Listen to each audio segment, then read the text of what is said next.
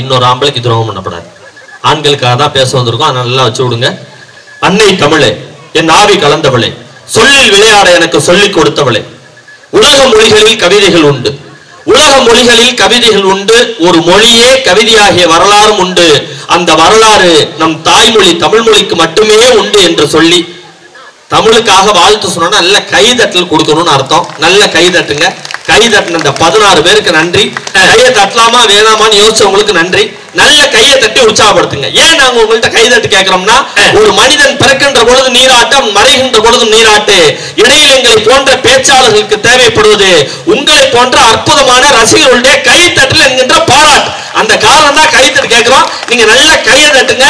அடிஷனலா போனஸா இன்னொரு விஷயம் சொல்றேன். யார் நீங்க நல்லா கை தட்டுறீங்களோ அவங்களுக்கு உங்க ஜிபே அக்கவுண்ட்ல 1000 ரூபாய் நடுவர் போடுவாருங்கிறத பெருமையோட சொல்லிக்கிறேன். ஜிபேயே இல்லையே, அந்த இன்னொரு போன் வச்சு இல்லையா, அது பெரிய அமௌண்ட். சரி, இல்லாட்டியும் நான் சார் கையில பிரேஸ்லெட் போட்டிருக்கீங்க, விரல்ல மோதிரம் போட்டிருக்கீங்க, அதெல்லாம் கொடுக்காமலா விடுவீங்க? இன்னும் நிறைய போட்டிருக்கேன். அது போதும் சார், இதை மட்டும் வச்சு நாங்க பொழைக்க முடியும். நல்ல ஆண்களுடைய உழைப்பா பெண்களின் பொறுப்பா நல்ல ஒரு கேள்வியை கேட்டிருக்கீங்க. அதை கேட்கறதுக்காக ரசிக பெருமக்கள் வந்திருக்காங்க. எங்க ஆண்கள் பாருங்க அப்படி சிங்க மாதிரி உட்கார்ந்து இருக்காங்க. ஆண்களுடைய உழைப்புன்னு ஏன் தெரியுமா சொல்றோம்?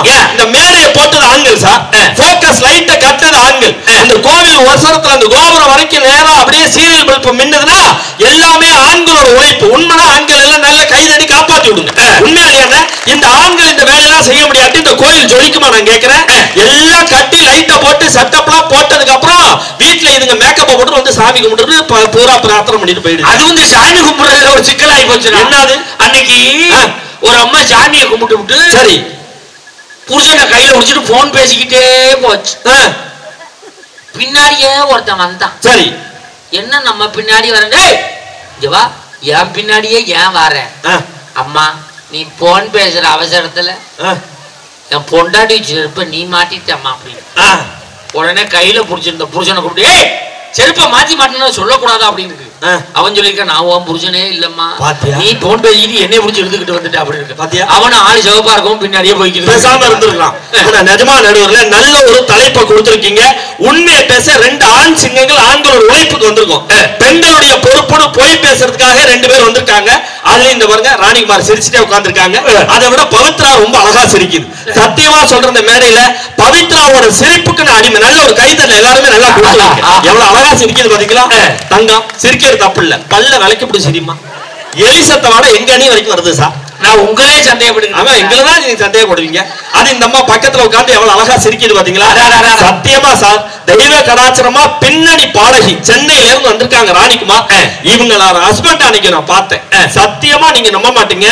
இது பட்டிமன்றத்துல உழைச்சி சம்பாரிச்ச காசுல அவரு 12 பவுன்ல இந்த அம்மா போட்டுக்கிறத பெரிய தங்க செயின்ல ஒரு டாலர் போட்டிருந்தாரு. நல்ல ஒரு கைத்தட்ட அவருடைய புருஷனுக்காக கொடுக்குறாங்க. அந்த டாலர்ல என்ன படம் வச்சிருக்கீங்க? முருகன் படம் வச்சிருக்கீங்களா, சிவன் படம் வச்சிருக்கீங்களா, இல்ல கணபதி படம் வச்சிருக்கீங்களான்னு பாக்குறேன். இந்த அம்மா சிரிச்ச மணிக்க மைக்க பிடிச்சிட்டு அப்படி ஆடு பேசுற மாதிரி அப்படி பாடுற மாதிரி ஒரு போட்டோ வச்சிருந்தார். நான் கேட்டேன், அடடா பாசம்னா இப்படி இருக்கணும்யா. அந்த அம்மா இரவு பூரா கண்ணு ஒழிச்சு பட்டிமன்றம் பேசுறாங்க. உங்க மனைவி மேல அவ்வளவு பாசப்பட்டு 12 பவுன் செயின், அதுல 6 பவுன்ல டாலர்ல உங்க பொண்டாட்டி சிரிச்ச மேனிக்கு அப்படி மைக்கு பிடிச்சிருக்கிற மாதிரி போட்டிருக்கீங்களே, பொண்டாட்டி மேல அவ்வளவு பாசமானு கேட்டேன். இத போட்டதுக்கு அப்புறம் தான் காத்து கருப்பு பேய் பிசாசு ஒண்ணு நன்றது இல்லைன்னு. லாலா என் செல்போன்ல யாரு போட்டோ வச்சிருக்கேன் தெரியுமா? யார் போட்டோ வச்சிருக்கீங்க? யார் போட்டோ? அது என் மாமியா போட்டா. மாமியா போட்டாவா? ஆமாடா. எனக்கு ஒரு பிரச்சனை வந்துச்சுன்னா நான் நினைப்பேன், இந்த சண்டாலியை பத்தி சண்டாலி இந்த அம்மா தானே அப்படின்னு எடுத்து பாத்தீங்களா? ஆளுக்கு அவ்வளவு சூப்பரா போயிட்டு இருக்கேன். சத்தியமா சொல்றேன் சார், இப்ப மைக் வரவுல நல்லா இருக்கு. ஏன்னா சில இடத்துல மைக் சரி இருக்கும், மக்கள் சரி இருக்க மாட்டாங்க. இன்னும் சில இடத்துல மக்கள் நல்லா இருப்பாங்க, மைக் சரி இருக்காது. நம்ம ஊர்லதான் மைக்கும் சூப்பரும் மக்களும் சூப்பரும் நல்லா ரசிக்கிறீங்க. அந்த மாதிரிலாம் நாங்க பாட்டுல பேசிட்டே இருப்போம். 4 நாளைக்கு முன்னாடி திருத்துறைப்பூண்டி பக்கம் கூப்பிட்டு போனீங்க. சவுண்ட் பத்தல ஆடியோ கார்டு பார்த்து சொன்னேன், அண்ணா சவுண்ட் பத்தல ஏத்துங்க. அவர் கீழே குனிஞ்சு ஏத்திட்ட தம்பி பேசுங்கன்னார். என்னன்னா இது ஏத்தின சவுண்ட காண இன்னும் கொஞ்சம் ஏத்தினேன். திரும்ப கீழே குனிஞ்சாரு. கொஞ்ச நேரத்துல ஊருக்கு அள்ளி நாக்கில் நினைக்க விட்டு ஏத்திட்ட தம்பி பேசுங்கன்னார். என்னன்னா ஏத்திட்டேங்கிற சவுண்ட இங்க பாரு இருந்தது போல ஏத்திட்டேன். நாளைக்கு காலையில 12 மணிக்கு தான் கடை திறப்பாங்க, வா ஏத்தி காட்டுறேன் அப்படிங்கிறாரியா. நான் சவுண்ட் ஏத்த சொன்னா அவர் எதையும் ஏத்தி வச்சு. இது பரவாயில்லையா? அன்னைக்கு ஒரு பட்டிமன்றத்துக்கு சரி மைக் செட் நான் சொன்னேன், அண்ணே சவுண்ட் பத்தல ஏத்து, சவுண்ட் பத்தல ஏத்து டாடா ஏசியை ரிவர்ஸ் விட்டு எல்லாத்தையும் ஏத்திக்கின்னு போயிட்டாங்க. நான் மட்டும் தெருவில் உட்காந்துருந்தேன். மைக்க குடுறா அப்படின்னு சொல்லி குறும்பி இறையா கொடுத்து இந்த அம்மா வயரை பிடிச்சி கொடுத்து உங்குது. சாருக்கு வேறையாவது கொடுக்க சார். நகைச்சுவைக்காக நீங்க இந்த விஷயத்த சொன்னாலும் அதுல கூட நாங்க பாயிண்ட் பேசுவோம் சார். டாடா ஏசி ஓட்டிட்டு வந்தது யார் சார்? ஒரு ஆம்பளை சார். அந்த ஸ்பீக்கரை மேல ஏத்துறது யார் சார்? ஒரு ஆம்பளை சார். எதுல எடுத்தாலும் உழைப்பினுடைய சிகரமா இருக்கிறது ஆண்களாக இருக்கிறோம்னா நீங்க என்ன பெருசா பொறுப்பா இருக்கீங்க? நாங்க ஆம்பளை தான் ஏத்துறீங்க. ஆமா. ஆம்பளை தான் டாடா ஏசியை ஓட்டுறீங்க. ஆமா. ஆம்பளை தான் ஆபரேட்டர் பண்றீங்க. ஆமா. நீங்க அதை வெறும் ஆம்பளை பாடின பாட்டா போடுங்க, எவனும் கேட்க மாட்டான். நீங்க ஒரு ரொம்ப யாரா போங்கடான் இருப்பான். அப்படி மெலோடியா லேடிஸ் வாய்ஸ் வரணும். அப்படியா பாண்ணா எடுக்குமா?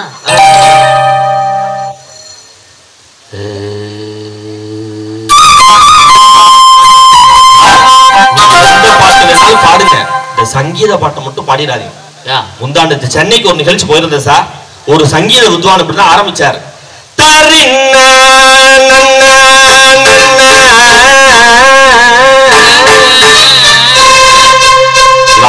ஒரு பையன் இவ்வளவு பெரிய கல்ல தூக்கி போட்டு முடிச்சான். வித்வான் பார்த்துட்டார். இப்ப அடிச்சிருவானு பயம். அடுத்த லைன் அப்படியே விட்டார்.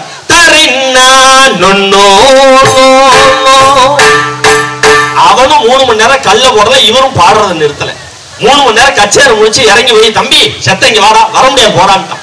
செத்தங்கி வாடா, 3.5 hours கச்சேரி பண்ணிட்டு இருந்தேன், பாடிட்டு இருப்ப கல்ல தூக்கி போட்டு குடிச்சிருந்தேன், அடிச்சிருவோன்னு பயந்துட்டான்டா அப்படின்னாரு.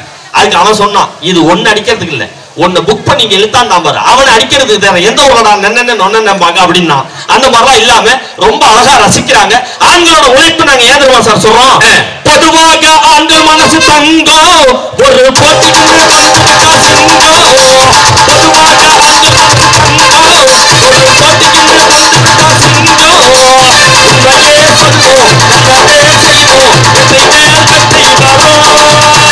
உழைக்கும் ஆண்களை கைதட்டுங்க, உற்சாகம் என்போரை கைதட்டுங்க.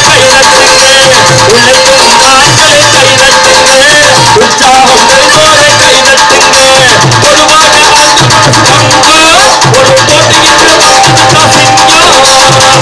பட்டிமன்றமும் உற்சாகமா ரசிக்கிறது ஆண்கள் சார். இப்ப இந்த மேடையில பொறுப்பா எங்க ஆண்களை பாராட்டி 2 பஞ்ச் நல்லா சொல்றேன். ஒரு ஆண்கள் பாக்கி இல்லாம கை தட்டு அப்படி எப்படி சூப்பரா கொடுப்பாங்க சொல்லியா பாப்பா, உங்களை நம்பிதான் கொடுக்குறேன். ஓகேவா? 5 5 10 உழைக்க ஆண்கள்னாலே கெத்து நடுவர் இல்ல. அங்க பாத்தீங்களா, நல்ல வேலை காப்பாத்தி மாட்டாங்க. இதோ பரவாயில்ல. இதை தாண்டி இன்னொரு விஷயம் சொல்லவா? தாஜ்மஹால் வேணா ஒயிட்டா இருக்கலாம், என்னைக்குமே உழைக்கிற ஆண்கள் தாங்க வெயிட்டா இருக்க முடியும். இன்னைக்கு ஆண்கள் இல்லாம ஒரு குடும்பம் சிறப்பா இருக்குமா? நான் கேக்குறேன். ஆண்களோட உழைப்புனாலதான் குடும்பமே நல்லா இருக்குதுன்னு சொன்னா சார் ஒண்ணு இல்ல சார், ஸ்கூல்ல கூட போய் பாருங்க. ஸ்கூலு கலகலப்பா மகிழ்ச்சியா சந்தோஷமா இருக்கிறது எங்க பசங்களால தான் சார். பொம்பளை பிள்ளைங்க எல்லாருக்கும் படிப்புன்னு இருக்கும், ஆனா எங்க பசங்க அப்படி இருக்க மாட்டான். அப்படி லைஃப் என்ஜாய் பண்ணுவோம் பாத்தீங்களா? அன்னைக்கு பேப்பர் எடுத்து கொடுத்தேன், கணக்கு மார்க்ல 2 மார்க் வாங்கியிருக்கே, உனக்கு வெக்கமா இல்லையான்னு. அதுக்கு அந்த பையன் சொன்னா, 2 போட்ட உனக்கே வெக்கல, வாங்கின எனக்கு என்ன சார் வெக்கன்னு கேட்கறான். இது பரவாயில்லையா? அன்னைக்கு ஒரு பையனை கூப்பிட்டு, அடே பன்னீர், நடுக்கடல்ல ஒரு மாமரம் இருக்கு. சரி, அந்த மாமரத்துல மாம்பழமா காய்ச்சி தொங்குது. எப்படா பறிச்சுக்கிட்டு வருவாங்க கேட்டேன். சார் நான் பறவையா மாறி பறிப்பேன் சார் அப்படின்னா. சரி, நான் கேட்டேன், நான் பறவையா உன்னை உங்க அப்பனா மாத்துவான்னு கேக்குறேன். என்னைய பார்த்து கேட்க, அப்ப நடுக்கடல மாமரத்தை உங்க அப்பனா கொண்டு நடுவப்பான்னு கேக்குறாங்க. எதுவும் பண்ண முடியாது. ஸ்பான்டேனியஸா இருக்கானா இல்லையா சார் ஆண்கள்? சத்தியமா சொல்றேன், அன்னைக்கு நான் தமிழ் பாடம் நடத்தலான்னு, தம்பி நான் இன்னைக்கு நடத்த போற பாடம் குறுந்தொகைன்னு, நீ மட்டும் மாசம் வாங்குறது பெருந்தொகை, எனக்கு நடத்துறது மட்டும் குறுந்தொகை அப்படிங்கிறான் சார். உண்மையா? அன்னைக்கு ஒருத்தர் அடிக்க போறேன், ஒரு கேள்வி கேட்டேன், பதில் தெரியல. சரி, இன்னொருத்தர கேள்வி கேட்டேன், பதில் சொல்லிட்டு சொல்றான், ஏசா கேள்வி கேட்கிற உங்களுக்கு அரசாங்கத்துல 1 லட்சம் ரூபாய் சம்பளம் கொடுக்குறானே, சரி பதில் சொல்ற எங்களுக்கு ஒரு 10 ரூபாய் காசாவது கொடுக்கப்படாதா? பாத்தீங்களா? அப்பதானே நாங்க பதில் நல்லா சொல்லுவோங்கிறான்டா. சார் எக்ஸாம் ஹால்லயே எங்க ஆண்களுக்கு பெண்களுக்கு வித்தியாசம் இருக்கு சார். பொம்பளை பிள்ளை என்ன தெரியுமா கேட்கும்? பரீட்சை பூரா எழுதிவிட்டு பேப்பர் பத்தலன்னு அடிஷனல் பேப்பர் கேட்டா அது பெண்கள். கொஸ்டின் பேப்பர் ஃபுல்லா முடிச்சுட்டு அடிஷனல் கொஸ்டின் பேப்பர் கேட்டா அதுதான் சார் எங்க பசங்க. அவ்வளவு உற்சாகமா இருப்போம் சார். அவ்வளவு தெரியாது, அடுத்த கொஸ்டின் தாங்கடான்னு கேட்பேன்.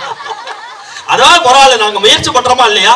அதுவா பரவாயில்ல சார். அன்னைக்கு அப்படிதான் போய் சொன்னேன், காவிரி தென்பெண்ணை பாலாறு எங்க வாத்தியார் மண்டையில் கோளாறுன்னா. 1ஆம் மாசம் ஜனவரி, 2ஆம் மாசம் பிப்ரவரி, 10ஆம் மாசம் என்னடா டெலிவரின்ட்டான் சார். இது 1000 கிலோ ஒரு டன், 3000 கிலோ எவ்வளவு டன் பாருங்க. அன்னையில இருந்து பாடம் நடத்துறதே விட்டுட்டு ஓடியான்ட்டேன் சார். இது பரவாயில்லடா. இப்ப எக்ஸாம் வரப்போகுது. ஆமா, நான் தமிழ் வாத்தியார். சரி, நேத்து நடத்தினேன். செய்வினை செயப்பாட்டு வினை. வியாழக்கிழமை நடத்தினேன். சரி, செய்வினை செயப்பாட்டு வினை.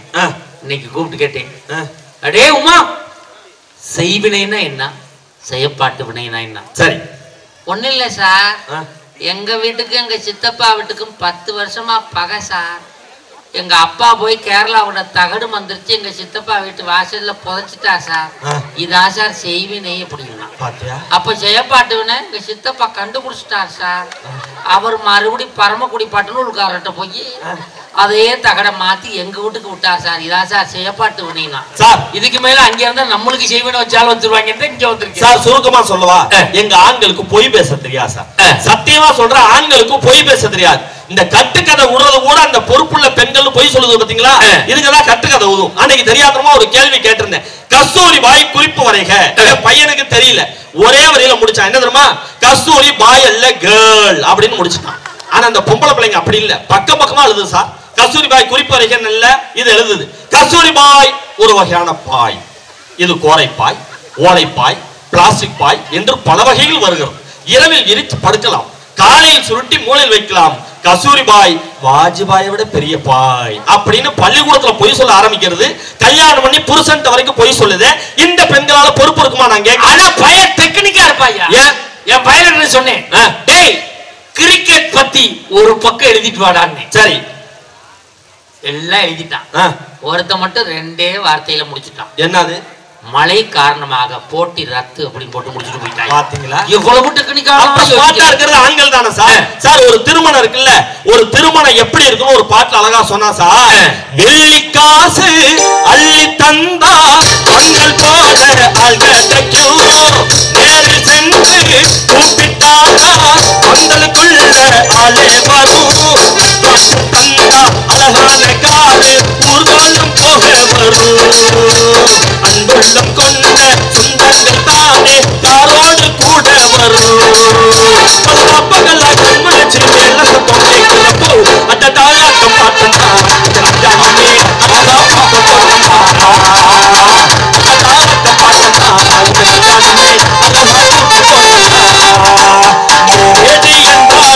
பேச்சு இல்ல மீனாட்சி சுந்தரேசா, நம் ஊரில் வந்து கல்யாணம் பாரு மீனாட்சி சுந்தரேசா. இந்த திருமண வாழ்க்கையில ஆண்கள் எவ்வளவு அளவு உழைக்கிறது தெரியுமா? ஒரு குடும்பத்தை பிரிச்சு பாருங்க, குடு கூட்டல் இன்பம். குடும்பம் அதுதான் குடும்பம். அன்பை கொடுக்கணும், பண்பை கொடுக்கணும், பாசத்தை கொடுக்கணும். குறிப்பா நம்மள மாதிரி ஆம்பளைங்க 1ஆம் தேதி ஆனா சம்பள கவரை கொண்டு போய் கொடுக்கணும். கொடுத்தா தான் குடும்பம். நம்ம ஆளுங்க இந்த பொண்டாட்டி எல்லாம் கூடுவாங்க பாத்தீங்களா, 1ஆம் தேதி ஆனா புருஷனை வாங்கத்தான் வாங்கத்தான் வாங்கத்தான். ஏன்? சம்பள கவரை வாங்கத்தான். சம்பளத்தை கொண்டு போய் கொடுத்தா தான் நாம ஹஸ்பண்ட், இல்லாட்டி அன்னையோட சஸ்பெண்ட் சார். அப்ப இந்த வாழ்க்கையில பெண்களுக்கு என்ன பொறுப்பு இருக்கு நான் கேக்குறேன். இந்த பெண்கள் பொறுப்பா இருக்குங்கிறாங்களே, நீங்க என்னத்த பொறுப்பா இருக்கீங்க? பொய் பொருட்டு பூசுறது வேற அந்த பெண்கள் தான் சார். ஒரு குடும்பத்துல மாமனாருக்கு மாமியாருக்கும் வர்ற சண்டை மாதிரி எங்கேயாவது மாமனாருக்கும் மருமகனுக்கு சண்டை வருதா சார் நான் கேக்குறேன். ஒரு ரூமுக்குள்ளர ஒரு மாமனாரையும் ஒரு மருமகனையும் விடுங்க, சண்டை வருமா? அப்படியே சண்டை வந்தாலும் ஒரு கட்டிங்ல அந்த சண்டை முடிஞ்சு போயிடும் சார். சமரசம் ஆயிடும் எங்க ஆண்கள்.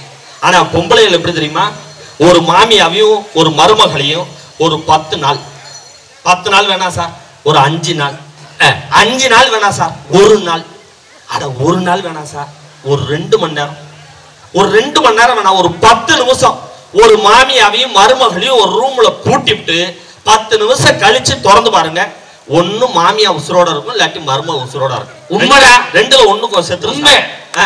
மாமியார் மருகளையும் ஒரே ரூம்ல போட்டு பூட்டிட்டு 10 நிமிஷம் கழிச்சு திறந்தீங்கன்னா ஒன்னும் மாமியா உசுரோட இருக்கும், இல்லன்னா மருமக உசுரோட இருக்கும். 2 உசுரோட இருந்துச்சு வச்சுக்க, திறந்தவன் செத்தான். அப்ப வாழ்க்கை அவ்வளவு மோசமா போகுது. எங்க இந்த பெண்கள் பொறுப்பா இருக்காங்கிறீங்க, எங்க பொறுப்பா இருக்கீங்க சார்? அனுசரணை ஃபர்ஸ்ட் இருக்கா சார்? அன்னைக்கு மொட்டை மாடியில நானும் என் பொண்டாட்டி உட்காந்து பேசிட்டு இருந்தேன் சார். இந்த வயசுல தட்டு தடுமாறி ஏறி போயிடுறீங்க. அதெல்லாம் நல்லா தான் போனோம் லிஃப்ட் வச்சு ஏறி பேசிக்கிட்டு இருந்தோம்ல. என் பொண்டாட்டி சொன்னா, ஏங்க நம்ம கல்யாணத்துக்கு அப்புறம் தான் நம்ம ரெண்டு குடும்பமும் ஒண்ணு சேர்ந்திருக்கு. நம்ம கல்யாணத்துக்கு அப்புறம் தான் ரெண்டு குடும்பமும் ஒண்ணு சேர்ந்திருக்கு. நாம ஒண்ணுக்குள்ள ஒண்ணாயிட்டோம்னு மனசு விட்டு பேசினா சார். சரி, அவ மனசு விட்டு பேசுறாளேன்னு நானும் மனசு விட்டு பேசினேன். ஆமாம்மா, நம்ம ரெண்டு குடும்பம் ஒண்ணாச்சு, ஒருத்தருக்கு ஒருத்தர் ஒத்தையாசி அரைக்கணும். ஏன் தங்கச்சியை நீ பத்திரமா பாத்துக்க, ஓன் தங்கச்சியை நான் பத்திரமா பாத்துக்கிறேன்னு சொன்னேன் சார். இதுல ஏதாவது தப்பு இருக்கா சார்? அதுக்கு போய் அடிக்க வர்றா சார். அப்பா தம்பிய பத்திரமா பாத்துக்க மாட்டேன். எனக்கு தங்கச்சி தானே இருக்கு, அவளுக்கு தங்கச்சி தான் இருக்கு. அதனால என் தங்கச்சியை நீ பாத்துக்க, உன் தங்கச்சியை நான் பாத்துக்கிறேன் சார். உங்க ரெண்டு பேரையும் நான் பாத்துக்கிறேன். ஒரு குடுக்கல் சார். இதுல ஆண்கள் என்ன சார் தப்பு இருக்கு? சத்தியமா இந்த மேடையில கேக்குறேன், உண்மைனா ஆண்கள் கை தட்டுங்க. பெண்களுக்கு எத்தனை வீடு சார்? 2 வீடு. பிறந்த வீடு, புகுந்த வீடு, 2 வீடு இருக்குல்ல. யாருமே தப்பா பேசுறது இல்ல. ஆனா எங்க ஆண்களுக்கு மட்டும் சின்ன வீடு, பெரிய வீடு, 2 வீடு இருந்தா ஏன் சார் எல்லாரும் தப்பா பேசுறாங்க? உண்மையா? நியாயமான கேள்வி. ஆமா, நீ கேட்டது. என் பையன் நேத்து என்கிட்ட கேட்டான், அப்பா சின்ன வீடுனா என்னப்பா அப்படின்னு. ஏன்டான்னு கேட்டேன். சும்மா தெரிஞ்சு வச்சுக்கிறதான் அப்படின்னா. இது தெரியாம வச்சுக்கிறதுப்பா, நீ போயிட்டு வாப்பா. பாத்தீங்களா? அதோட என் பொண்டாட்டி இப்படி கூட்டுற மாதிரியே வர்றான். அவ சொல்றா, அப்பனுக்கு புள்ள தப்பாம பிறந்திருக்கா அப்படின்னு. சார், இந்த புறம் பேசுறது பூரா பெண்கள் தான் சார். இந்த காட்டு வேலைக்கு போவாங்கல்ல, இந்த காட்டு வேலையில போய் பெண்கள் பேசுவாங்க பாத்துறீங்களா? ஒரு அம்மா இங்க இருந்து பேசும், என் வீட்டு வேலையை முடிச்சுட்டேன், உன் வேலையை முடிச்சுட்டியாடே. அது ஒண்ணு அங்க இருந்து சொல்லணும், என்னோட வேலையை நானும் முடிச்சுட்டேன்டி. நாம 2 பேரும் மரத்தடியில உட்கார்ந்து பேணு பாப்பமானு முடிய விரிச்சு போட்டுச்சுன்னா ஏதோ ஒரு குடும்பம் நடுத்தருக்கு வர போதுன்னு அர்த்தம். உண்மையா இல்லையா? உண்மை. இவ்வளவு புறமா பெண்கள் தானே சார் பேசுறாங்க. ஆண்கள் எங்கேயாவது பேசுறோமா சார்? நான் கேட்கிறேன். கல்யாணத்துக்கு அப்புறம் நடக்கிற பிரச்சனை பூரா இந்த ஆண்களுக்கு தான் சார். அதனாலதான் இந்த உழைக்க ஆண்களுக்கு கல்யாணம் நடக்கிறப்பயே கடவுளா பார்த்து 2-3 சிம்டம்ஸ் கொடுப்பாரு. பாத்தீங்களா? என்ன தாலி கட்டுறப்ப ஐயர் சொல்லுவாரு பாத்தீங்களா? நல்ல நேரம் முடிய போது பொண்ணை கூட்டுவாங்கோ, நல்ல நேரம் முடிய போது பொண்ணை கூட்டுவாங்கோ, நல்ல நேரம் முடிய போது பொண்ணை கூட்டுவாங்க. ஏன்? பொண்ணு வந்துட்டா மாப்பிளைக்கு நல்ல நேரம் அப்பயே முடிஞ்சு போச்சுன்னு அர்த்தம் சார். இதுவா பரவாயில்ல. அந்த மேல கூட்டுவார்ல, கெட்டி மேளம், அவரு கூட்டுவாரு பாத்தீங்களா? டம் டக்க டக்க டக்க டம். எல்லாம் கவனிச்சு பாருங்க. மாட்டிக்கிட்டா மாட்டிக்கிட்டா மாப்பிள்ள, மாட்டிக்கிட்டா மாட்டிக்கிட்டா மாட்டிக்கிட்டா மாப்பிள்ள, மாட்டிக்கிட்டா. இதுவா பரவாயில்ல. மாட்டிக்கிட்டா மாட்டிக்கிட்டா. கிளைமேக்ஸ்ல போட்டோகிராஃபர் சொல்லுவார், மாப்பிள்ள க்ளோஸ், மாப்பிள்ள க்ளோஸ், மாப்பிள்ள க்ளோஸ். அன்னியோட மாப்பிள்ள க்ளோஸ் சார். லாஸ்டா ஒரு தடவை சிரிங்க மாப்பிள்ள அப்படின்னு பாரு. அதுக்கப்புறம் வாழ்க்கையில அவன் சிரிக்கவே முடியாது. எங்க ஊர்ல ஒரு ஆள் கேட்டார், 2 பேரும் பெருசு பேசினாங்க. ஏன் ராமசாமி, உன் பொண்ணுக்கு 30 லட்சம் ரூபாய் போட்டு கல்யாணம் பண்ணிய, உன் பொண்ணு நல்லா இருக்காளா? அதுக்கு அந்த ஆளு, என் பொண்ணெல்லாம் நல்லாதான் இருக்கா, என் மாப்பிள்ள தான் 50 லட்சமா திருப்பி தரேன், உன் பொண்ணை தயவு செஞ்சு கூட்டி போயிடான்னு கெஞ்சிக்கிட்டே கிடக்கலாம் அப்படின்னாரு. வாழ்க்கை எவ்வளவு மோசமா இருக்கு தெரியுமா? எங்க ஊர்ல ஒருத்தர் 2 பொண்டாட்டி கட்டியிருக்கான். சரி, அவனை கேட்டேன், ஏண்டா ஒன்ன கட்டியே நாங்க செருப்படி வாங்குறோம், 2 கட்டி எப்படா சமாளிக்கிறேன்னு. அட போவாத்தியார, நீ நடுவரா இருந்து என்ன பண்ண? ஒன்ன கட்டினா நம்மகிட்ட சண்டைக்கு வரும், 2 கட்டி விட்டு பாரு, அது 2 சண்டை ஓட நம்ம வாழ்க்கை ஜாலியா தெரியலாம்டா அப்படின்னு யோசனை பண்ணிக்கிட்டு இருக்கேன். ஏன் என்னன்னு அவன் எப்படி சமாளிக்கிறான் தான் நான் உங்களை ஃபாலோ பண்றேன் சார். ஒரு இல்லறமும் ஒரு பொண்ணு வந்துட்டாலே ஒரு தேவதை வர்றதா நினைச்சு நாங்க பாட்டு பாடுவோம் சார். எப்படி நம்ம பாடுவோம்? லைட்டா ஒரு பாயிண்ட் எக்கோ கொடுங்க. ஓஹோ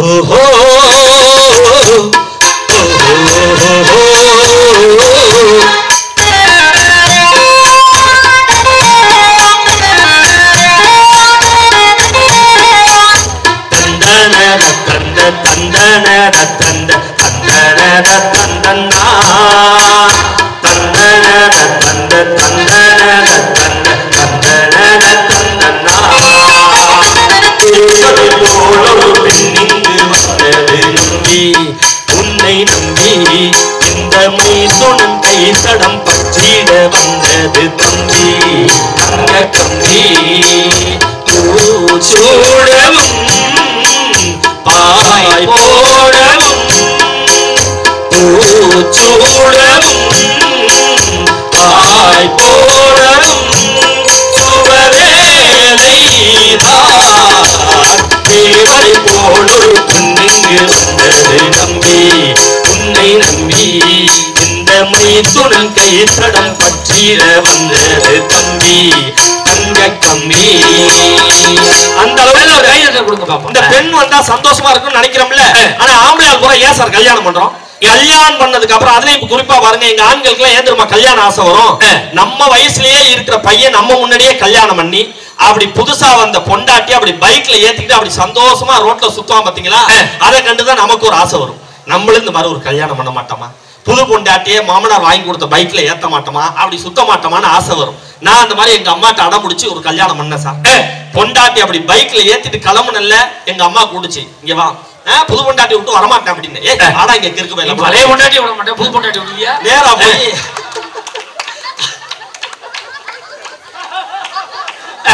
உங்ககிட்ட போய் சொல்றான் பாருங்க.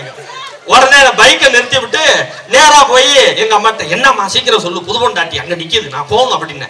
இங்க வாடா, முத கல்யாணம் பண்ணிருக்க, பொண்டாட்டிய வெளியில கூட்டு போற, தலை நிறைய பூ வாங்கி வச்சு அப்புறம் கூட்டிட்டு போனுச்சு.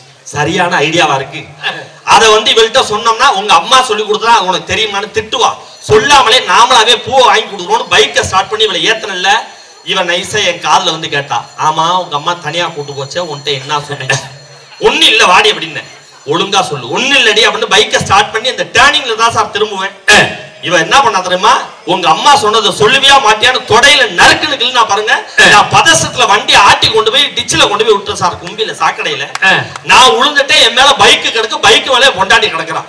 போக்ஸ் கம்பி கிழிச்சு தலையில இருந்து ரத்தமா வருது. இவ புது பட்டு புடவையை கிழிச்சு தலையில கட்டு போடணும்னு ஆண் பாத்துக்கிட்டு இருக்கேன். அங்க இருந்து சொல்றா, இப்பவாவது சொல்லு உங்க அம்மா தனியா கூட்டு போய் என்ன சொன்னான்னு கேட்கிறாளே. இந்த பெண்களுக்கு பொறுப்பு இருக்கு நாங்க சொல்ல முடியுமா? எப்படியா இருக்கு? அவ்வளவு வேதனை இம்சை இவங்க கொடுக்குறாங்களே சார். என் கல்யாணம் பண்ணும்போது என் பொண்டாட்டி சிக்கு சிக்குன்னு சிம்ரன் மாதிரி இருந்தாடா. எங்க வீட்டுல ஒரு கதவு தான் திறந்திருக்கும், அங்க இருந்து சிக்கு சிக்குன்னு ஓடியாருவா. இப்ப 2 கதவும் திறந்திருக்கு, இப்படி ஒர்க்கடிச்சுக்கிட்டு வர்றாரா. போன வாரம் மழை வெஞ்சு கதவு இறுகிச்சு இடையில மாட்டிக்கிட்டான். நான் கடப்பறை விட்டு நம்பி வாடி வாடி வாடி வந்துடுறீங்கிற. என் மகன் சொல்றா, அப்பா அடுத்த வருஷம் கதவு எடுத்துட்டு ஷட்டர் போடுவோம்ப்பா. அம்மா அது பாட்டுல போயிட்டு அது பாட்டுல வருங்கிறானே, ஊதிக்கிட்டே போறாளே. இவளை பைக்ல ஏத்திக்கிட்டு நேத்து எங்க ஊர் மேம்பாலத்துல ஏறினண்டா. சரி, லாரிலாம் போடுதுறான். 16 டயர் லாரி போகுது. சரி, டிப்பர் போகுது. நம்ம வண்டி ஏற மாட்டேங்குது. உரு உரு உருன்னு முன்வீல தூக்குது. தேய்த்த மாதிரி வந்தவன் கேட்டான், என்ன வாத்தியார இவ்வளவு லோடி ஏத்திக்கிட்டு எங்க கிளம்பிட்டீங்க அப்படின்னு. பாத்தீங்களா, இது எங்கோட்டு லோடு தான், பேக்கு அடிச்சுக்கிட்டு நிக்குது அப்படின்னு. கடைசியில ஒரு துண்டி வரல ஊண்டி கட்ட வரல ஊண்டி அப்படின்னா பாரு, வண்டி முன்னாடி தூக்க ஆரம்பிச்சிருக்கா. அவ்வளவு இம்சை இருக்குல்ல. அதோடதான் என் கால ரிப்பேர் ஆகி இப்ப பாத்தியா நட ஒரு மாதிரி டிசைனா இருக்கு. தவக்கால நகண்ட மாதிரி வந்திருப்பேன். அதனாலதான் இன்னைக்கு வேதனைப்பட்டு எப்படிமா எங்கால் பாடுறான், சிரிப்பு வருது சிரிப்பு வருது சித்தப்பா, இந்த சின்ன பொண்ணு யாரு உண்டன் சட்டப்பா, சொன்னாடிக்கு தெரிஞ்சு போட்டா சித்தப்பா, உன்னை பார்த்து போயிருமே சித்தப்பா, எப்பா எப்பா ஞானம் உங்க காயம் நடக்கானோ, 2வது உள்ள விட்டா பறக்குதப்பா ஞானம். டபாக்கி ராடா கண்ணம்மா டபாக்கி ராடா, துபாய் போய் வந்த இந்த டபாக்கி ராடா, டபாக்கி ராடா கண்ணம்மா டபாக்கி ராடா, துபாய் போய் வந்த இந்த டபாக்கி ராடா, சிரிப்பு வருது சித்தப்பா, இந்த சின்ன பொண்ணு யாரு உங்கள் சட்டப்பா. வேதனைப்பட்டு பாடிட்டாலே ரமே. வாழ்க்கையில இந்த பொண்டாட்டி வந்ததுக்கு அப்புறம் மனசு சந்தோஷமா இருக்கா சார்? எங்க ஊர்ல சுப்பிரமணியன் ஒரு ஆளு சார், கல்யாணம் பண்ணி 18 வருஷம் ஆகுது, பொண்டாட்டியோட பாஸ்போர்ட் சைஸ் போட்டோவை பாக்கெட்லயே வச்சிருக்காரு. அந்த மனுஷனுக்காக நல்ல ஒரு கைத்தட்டல எல்லாருமே கொடுத்து வை. அவ்வளவு பாசமாயான்னு கேக்குறேன். அதெல்லாம் ஒண்ணு இல்ல, வாழ்க்கையில ஒரு பிரச்சனை, கடங்காரம் தொல்லை, சாகலான்னு முடிவு பண்ணிட்டேன்னா என் பொண்டாட்டி போட்டோவை எடுப்பேன், இப்படி பார்ப்பேன், லைஃப்ல இதை விடவாடா நமக்கு ஒரு கஷ்டம் வரப்போகுதுன்னு நினைப்பேன். பூரா கஷ்டமும் மறைஞ்சிக்கிறானே, அப்ப இந்த பெண் வர்ற வாழ்க்கை எவ்வளவு சந்தோஷமா இருக்கும் நான் கேட்கிறேன். ஆனா ஆண்களோட உழைப்பு அப்படி கிடையாது சார். இந்த கோவில்ல மட்டும் இல்ல, நீங்க எக்கோ கட் பண்ணிருங்க, உழைக்கிற இடம் எங்க நீங்க போய் பார்த்தாலும் ஆண்களோட உழைப்பு மிக மிச்சமா இருக்கும். காரணம் என்ன தெரியுமா? ஒரு நாட்டினுடைய முதுகெலும்பு விவசாயம்னு சொல்றோம். ஒரு மனிதனுக்கு முதுகெலும்பு இருந்தா தான் நிக்கவே முடியும். அது போல ஒரு குடும்பம் சிறப்பா இருக்கணும்னு சொன்னா இந்த ஆண்கள் உழைப்பு இல்லாம ஒண்ணுமே பண்ண முடியாதுங்கிறதா நிதர்சனமான உண்மை. இங்க நல்ல ஆண்களா நல்ல ஒரு கைத்தட்டல கொடுக்கலாம். ஒரே ஒரு செய்தி, முதல் மாச சம்பளம் 1,50,000 ரூபாய் வாங்கிட்டு நேரா வந்து அப்பாட்ட கொடுக்காம அம்மாட்ட கொடுத்தான். அம்மா இங்க பாரு, நான் இந்த கம்பெனி கஷ்டப்பட்டு என்ன படிக்க வச்சிங்கல்ல, முதல் மாசம் சம்பளம் 1.5 லட்சம் ரூபாய் கம்பெனில கொடுத்துருக்காங்க, இதை கொண்டு போய் அப்பாட்ட கொடுமான்னு சொல்லி அம்மாட்ட கொடுத்தான். உடனே அவங்க அம்மா சண்டைக்கு வந்துருச்சு, உன்னை கஷ்டப்பட்டு படிக்க வச்சது உங்க அப்பாடா, இருந்த இடத்துல வித்து கஷ்டப்பட்டு படிக்க வச்சாரு, நீ உங்க அப்பாட்ட கொடுத்தாதானே சந்தோஷப்படாரு, நீ கொண்டு போய் கொடுனுச்சு. அதுக்கு அந்த பையன் ஒரே ஒரு வார்த்தை தான் சொன்னான். என்ன தெரியுமா சொன்னா, எனக்கு தெரியாதம்மா, நான் பைக் பெட்ரோல் போடணும், எக்ஸாம் ஃபீஸ் கட்டணும், மொபைல் ரீசார்ஜ் பண்ணணும்னு எனக்கு தேவைப்படுறப்பெல்லாம் என் அப்பாட்ட காசு கேட்டேன், என் அப்பா அப்படி கொடுத்தாரு, நான் அப்படி வாங்கினேன். எங்க அப்பா கொடுத்தப்பெல்லாம் கொடுத்த அப்பாவோட கை மேல இருந்துச்சு, வாங்கின என் கை கீழே இருந்துச்சு. இன்னைக்கு நான் 1.5 லட்சம் ரூபாய் சம்பாரிச்சுட்டேன்னு என் அப்பாட்ட கொடுத்தனா, கொடுக்கிற பிள்ளை என் கை மேல போயிடும், வாங்குற என் அப்பா கை கீழே போயிடும். நான் உயிரோட இருக்க வரைக்கும் என் அப்பா கையை கீழே போக விட மாட்டேன்னு ஒரு ஆண்மகன் சொல்றான்னா, இந்த ஆண்களோட உழைப்புக்கு ஈடனே ஏதாவது சொல்ல முடியுமா சார்? நான் கேட்கிறேன். உண்மையிலே இந்த பட்டிமன்றத்திலே இந்த கருத்து ரொம்ப தெளிவான கருத்து. நல்ல கைத்தட்டல் கொடுங்க தாராளமா. 10வது படிக்கும் போது நான் இப்படி கை நீட்டினேன், அப்பா அப்படி கொடுத்தார். 12வது படிக்கும் போது நான் அப்படி நீட்டினேன், அப்படி கொடுத்தார். காலேஜ் படிக்கும் போது நான் அப்படி நீட்டினேன், அப்பா அப்படி கொடுத்தார். நான் ஆஃப்டர் ஆல் 50,000 ரூபாய் சம்பாரிச்சு நான் கொடுக்க போய் என் கை மேலையும் அப்பா கை கீழே போயிடக்கூடாதுன்னு நினைச்சா பாருங்க. அந்த ஆண்மகனுக்காக ஒரு கைதட்டல், நல்ல கைதட்டல், நல்ல கைதட்டல். இப்ப தாண்டா தெரியுது ஏன் மயங்கி அப்பன்ட்ட காசை காட்ட மாட்டாங்க. ஏன்னா அப்பங்க கீழே போயிடக்கூடாது பாருங்க. நான் எதுக்கு ரொம்ப பேர் கொடுக்க மாட்டாங்க. நான் எதுக்கு சொன்னா, நீங்க எதுல கொண்டு போய் விட்டீங்க சார்? மறைந்த முத்துக்குமார் தான் ரொம்ப அழகா சொன்னாரு. சிறு வயதில் அப்பாவின் தோளில் அமர்ந்து நான் சாமியை பார்த்ததுண்டு, சிறு வயதில் அப்பாவின் தோளில் அமர்ந்து நான் சாமியை பார்த்ததுண்டு, இப்போதுதான் தெரிகிறது ஒரு சாமியின் தோளில் இருந்துதான் இன்னொரு சாமியை பார்த்தேன்னு சொல்லி சொன்னார்னா, வீட்டுல உழைக்கிற அப்பாக்கள் இருக்கிற ஒவ்வொருத்தருமே சாமி தான் சொன்னா, அப்ப இந்த ஆண்களுக்கு இணையா பெண்கள் சொல்ல முடியுமா? சட்டில இருந்தாதான் அகப்பையில வரும்னு சொல்லுவாங்க. நாங்க உழைச்சு கொண்டாந்து காசை கொடுத்தா தான் நீங்க பொறுப்பா குடும்பத்தையே நடத்த முடியும்னா, உங்களுக்கு பொறுப்புங்கிற பட்டமே நாங்க சம்பாரிச்சு கொடுக்கிற உழைப்பில இருந்து வர்றதுன்னு சொன்னா, இந்த ஆண்களுக்கு உழைப்புக்கு ஈடணையா எதுவுமே சொல்ல முடியாது. ஒரே ஒரு செய்தியை சொல்லி நிறைவு செய்றேன். போர்வெல் போடுறாங்கல்ல சார், இப்ப இந்த நாமக்கல் பகுதியெல்லாம் பாத்தீங்கன்னா திருச்செங்கோடு நாமக்கல் இந்த சைடு ரிக்கு வண்டி போட்டு போர் போடுவாங்க. அதுலயும் பாத்தீங்கன்னா நீங்க காவிரி டெல்டாலாம் பாத்தீங்கன்னா வெறும் 40 அடியில தண்ணி வரும். கடற்கரை பகுதியெல்லாம் இங்கெல்லாம் 1000 அடி போட்டா கூட தண்ணி இருக்குமாங்கிறது சந்தேகம். அந்த போர்வெல் போடுறப்ப மலையை குடைஞ்சு அது போடும், பயங்கர சத்தமா இருக்கும். 4 நாள் 5 நாள் 1 வாரம் கண்ணு முழிச்சு அந்த போர்வெல் பக்கத்திலேயே படுத்து அப்பா கஷ்டப்பட்டு அந்த ரிக் வேலையெல்லாம் முடிச்சுட்டு வீட்டுக்கு வருவார். 1 வாரம் தூக்கம் இல்லாம வீட்டுக்கு வந்த ஆண்மகன் நிம்மதியா படுத்து தூங்கலான்னு படுக்கிறப்ப அந்த குழந்தைங்க விளையாண்டுகிட்டு சத்தம் போட்டுக்கிட்டு டிவியை வேகமா வச்சு மொபைல் போனை பார்த்துக்கிட்டு இருக்கோம். அப்பாவுக்கு திட்டலான்னு ஆசையா இருக்கும், கொஞ்சம் அமைதியா வெளியில போங்க நான் தூங்கணும்னு ஆசைப்படுவாரு. நாம கஷ்டப்பட்டு உழைக்கிறது நம்ம பிள்ளைங்க சந்தோஷமா இருக்கணும் தான், அதுங்க சந்தோஷமா இருக்கட்டும்னு சொல்லி 1 வாரம் கழிச்சு வந்த அன்னைக்கும் தூக்கத்தை தொலைக்கிற ஒவ்வொரு ஆண்மகன் உழைக்கிற ஆண்மகன் இருக்கிற வீடுமே புண்ணியமான வீடுன்னு சொன்னா, இந்த ஆண்களோட உழைப்புக்கு ஈடணியா எதுவுமே சொல்ல முடியாது. புறம் பேசுறதா பெண்களுடைய வேலை, பொறுப்புங்கிற ஒன்னே கிடையாது. ஆண்கள் பொறுப்பா இருக்கும். ஒரே ஒரு செய்தியை சொல்லட்டுமா சார்? சிம்பிள். இந்த போன் பேசுறோம்ல, இதை சொல்லி நிறைய செய்ய. இந்த போன் பேசுற கூட ஆண்கள் பேசுறோம் பெண்கள் பேசுறோம் அவ்வளவு வித்தியாசம் இருக்கு சார். எங்க ஆண்கள் பேசுறானா போன்ல சிம்மே போட தேவையில்லை, ரீசார்ஜ் பண்ண தேவையில்லை. மாப்பிள்ள எங்க இருக்க? பட்டிமன்றம் நடக்குது, மஞ்சுநாதன் குரூப் மகாராஜன் வந்திருக்காரு வா, அவ்வளவு உற்சவமா பேசுவாங்க. இந்த பொம்பளை பிள்ளை பேச பாத்தீங்களா? போன் வந்தோடனே எடுத்து காதுல வச்சதுன்னா உண்மைன்னா ஆண்கள் கை தட்டுங்க.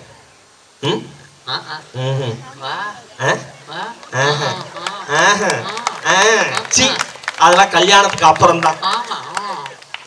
இதெல்லாம் சொல்லி சொல்லி லாஸ்டா ஒரு ஸ்டேட்மெண்ட் சொல்லும், 500 ரூபாய்க்கு டாப் அப் பண்ணி விடு ரமேஷ் அப்படின்னு அது போன் வச்சிரும்.